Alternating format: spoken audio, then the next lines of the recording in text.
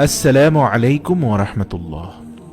ঘরে যদি কোনো জিনের অস্তিত্ব বিদ্যমান থাকে, তবে তার সাথে মোকাবেলা করার মতো শক্তি আল্লাহ তাআলা বেড়ালকে দিয়েছেন। বেড়ালটি জিনের সাথে থাকা নেগেটিভ এনার্জিগুলোকেও শোষণ করে ফেলতে পারে। শুধু তাই নয়, বেড়ালের শরীরে আল্লাহ এমন একটি ব্যাকটেরিয়া দিয়েছেন যা কিনা আমাদের আশেপাশে থাকা সব ধরনের নেগেটিভ এনার্জিকে শোষণ করে নেয়। এছাড়াও বিজ্ঞানীরা বলছেন, আমরা যখন রাতে ঘুমাতে যাই তখন ঘরে পুষে রাখা বেড়াল সারা রাত ধরে আমাদের শরীর থেকে নেগেটিভ এনার্জি শোষণ করতে থাকে। আল্লাহ রাব্বুল আলামিন বেড়ালের মাঝে কিছু বৈশিষ্ট্য দিয়েছেন, যার কারণে এমন সুন্দর একটি মাখলুক আমাদের রোজকার জীবনের অংশ হয়ে উঠেছে।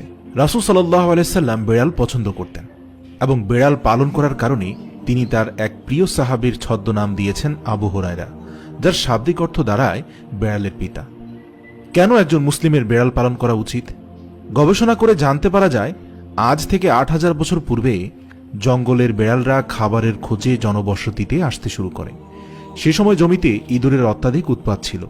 সেসব ইঁদুরকে তাড়া করতে করতে একসময় বেড়ালরা মানুষের বসতিতে এসে পৌঁছায়।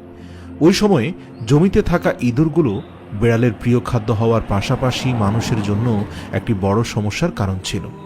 বেড়াল সেগুলোকে মেরে ফেলায় তৎকালীন সময়ের মানুষ আর বেড়ালের মাঝে একটা সখ্যতা গড়ে ওঠে এবং তারা আস্তে আস্তে একে অপরের প্রতি আরও আপন হতে শুরু করে। বর্তমান বিশ্বে পোষা প্রাণীর তালিকায় বেড়াল ১ নম্বরে অবস্থান করছে।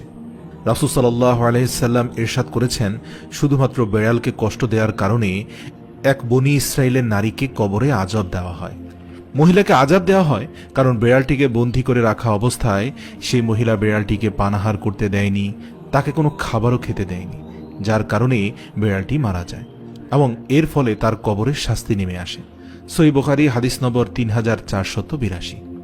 রাসূল সাল্লাল্লাহু আলাইহি সাল্লাম ইরশাদ করেন, বেড়াল সর্বদা নাপাক বস্তু হতে দূরে থাকার চেষ্টা করে। বেড়াল হচ্ছে এমন এক প্রাণী যে কিনা মানুষের আশপাশে ঘুরতে পছন্দ করে। আমাদের প্রিয় নবী সাল্লাল্লাহু আলাইহি সাল্লাম বেড়ালের সাথে